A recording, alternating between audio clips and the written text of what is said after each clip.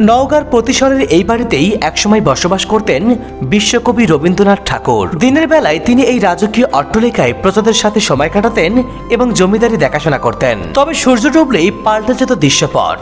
রাত হলেই রবীন্দ্রনাথ এই বিশাল বাড়ির আরামদায়ক বিছানা ছেড়ে তিনি আশ্রয় নিতেন নাগর নদীর বুকে ভেসে থাকা ছোট্ট এক নৌকায়। কিন্তু কেন, কি এমন রহস্য লুকিয়ে আছে এর পেছনে? চলুন জেনে আসি এবং দেখে আসি স্মৃতি বিজড়িত রবীন্দ্রনাথের কাচারি বাড়ির ভেতর বাহির সবকিছু।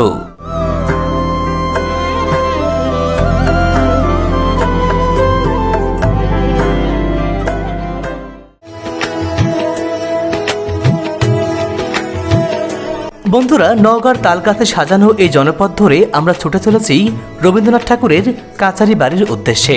বাংলাদেশের নওগাঁ জেলার আত্রাই উপজেলার পতিশরে অবস্থিত এই কাচারি বাড়িটি একসময় এই পরগনার জমিদার ছিলেন কবিগুরু রবীন্দ্রনাথ ঠাকুর। চারিদিকে দিগন্ত বিস্তৃত ফসলি জমি আর সবুজে ঘেরা এই এলাকার প্রেমে পড়েছিলেন বিশ্বকবি রবীন্দ্রনাথ ঠাকুর।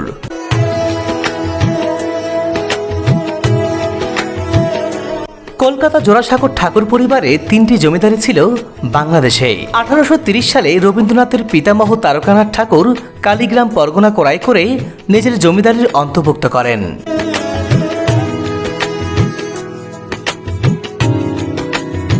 নওগাঁ, বগুড়া ও নাটোর জেলার 600টি গ্রাম নিয়ে কালীগ্রাম পরগনা গঠিত।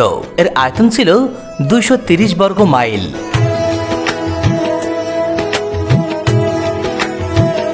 পরবর্তীতে পারিবারিকভাবে কবিগুরু রবীন্দ্রনাথ ঠাকুর এই কালীগ্রাম পরগনার জমিদারি লাভ করেন, যার সদর দপ্তর ছিল পতিশরে।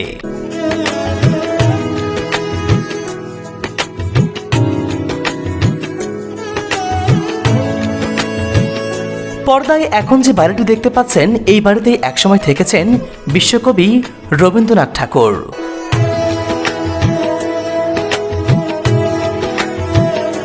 পৈতৃক সূত্রে প্রাপ্ত কালীগ্রাম জমিদারি দেখাশোনা করার জন্য 1891 সালে কবিগুরু রবীন্দ্রনাথ ঠাকুর সর্বপ্রথম পতিশরে আসেন। পতিশর প্রথমত তার কাছে ভালো লাগেনি, কিন্তু পরবর্তীতেই পতিশরের প্রাকৃতিক সৌন্দর্য কবিকে মুগ্ধ করে।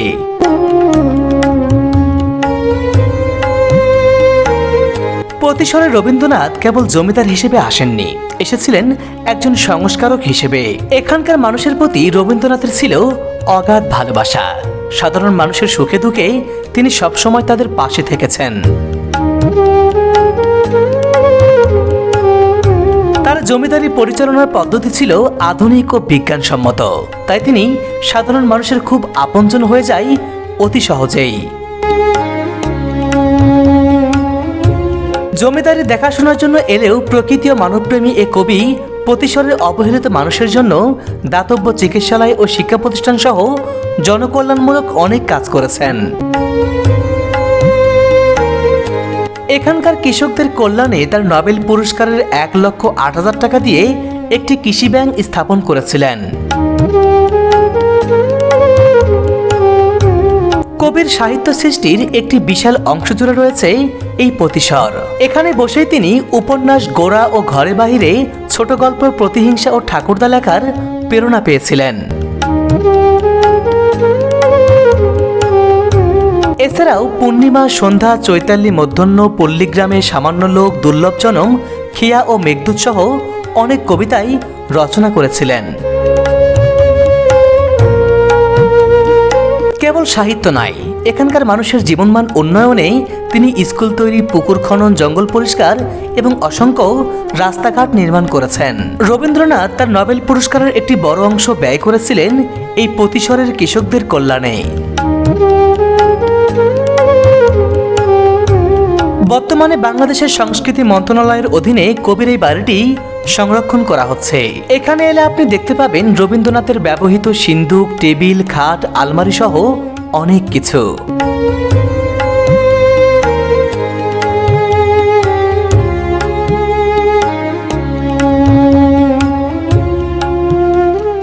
বন্ধুরা, আমি এখন হাঁটছি সেই বিশ্বকবি রবীন্দ্রনাথ ঠাকুরের নিজ হাতে তৈরি করা বাগান।